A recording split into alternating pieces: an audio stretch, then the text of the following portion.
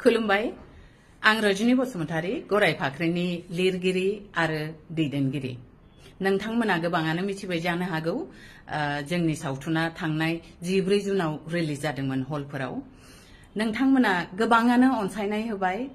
लैहोर लैहोर थांनानै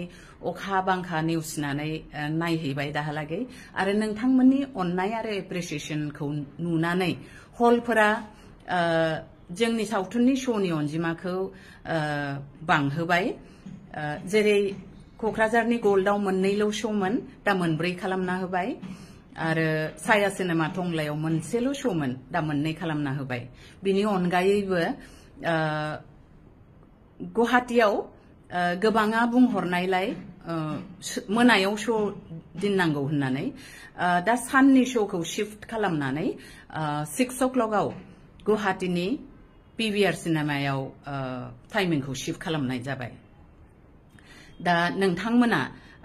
जि टाइमिंआ सुट खालामो नायनो थाखाय बे टाइमावनो थांनानै सावथुनखौ नायनो हासिगोन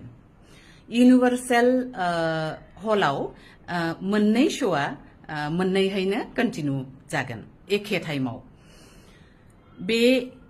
बेनि अनगायैबो आं बेखौ मिथिहोनानै जोबोद गोजोननाय मोनदों दे रङियानि गोल्ड डिजिटल सिनेमायावबो जोंनि सावथुनखौ गाबोननिफ्राय रिलिज होसिगोन दा रङियानि खाथि खालायाव थानाय गासै रायजोफोरा अननानै थांदो आरो बे हलाव सावथुनखौ नायहैदो बे